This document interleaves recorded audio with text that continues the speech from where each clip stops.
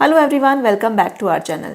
Pregnancy में pregnant ladies को कई तरह के सवाल मन में आते हैं। उनमें से एक सवाल ये होता है कि उनका पेट यानी बेबी बम्प कब से दिखाई देगा, और वो अक्सर अपने बेबी बम्प को दूसरी लेडी के बेबी बम्प से कंपेयर भी करती हैं कि हम दोनों का चौथा महीना चल रहा है तो उसका बम्प ज़्यादा क्यों है और मेरा कम क्यों है, कहीं मेरे बच्चे का वज़न कम तो नहीं है या उसका ग्रोथ ठीक से हो रहा है या नहीं। तो आपके इन सभी सवालों का जवाब आज इस वीडियो में मिलने वाला है। आज हम आपको बताएंगे कि प्रेगनेंसी में पेट दिखाई देना कब से शुरू होता है, और अगर पेट कम या ज़्यादा दिखाई देता है तो इसके पीछे क्या कारण होता है। तो चलिए वीडियो स्टार्ट करते हैं। देखिए, प्रेगनेंसी में आपका पेट चौथे महीने में, पाँचवें या छठे महीने में दिखाई देने लग जाता है, पर ज़्यादातर लेडीज़ का जो पेट है वो 5th मंथ में यानी 5वें महीने में दिखता है।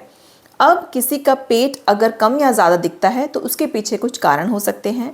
नंबर 1 देखिए, अगर आपकी पहली प्रेगनेंसी है तो इस टाइम पर आपका पेट थोड़ा कम दिखाई दे सकता है या फिर 5वें छठे महीने में दिखाई देगा, क्योंकि इस टाइम पर आपकी मसल्स जो हैं टाइट होती हैं, उनमें इतना लचीलापन नहीं होता है, और जो मसल्स होती हैं वो एक दूसरे से जुड़ी रहती हैं।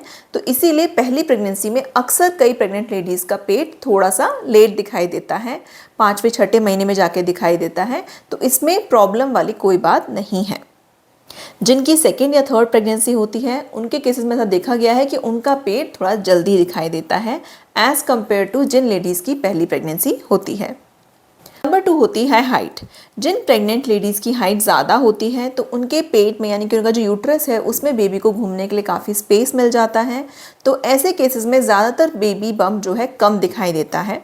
और जिन प्रेग्नेंट लेडीज़ की हाइट कम होती है, जो छोटी हाइट के होते हैं, उनमें बेबी बम्प जो है थोड़ा सा ज़्यादा दिखाई देता है।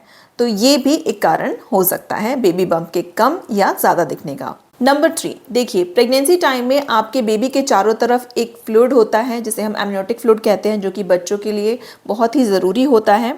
तो अगर आपकी प्रेगनेंसी में आपका जो एमनियोटिक फ्लूइड है वो सही होना बहुत ज़रूरी है। अगर वो एमनियोटिक फ्लूइड कम होता है तो इसकी वजह से भी कई बार आपका बेबी बम्प कम दिखाई देता है।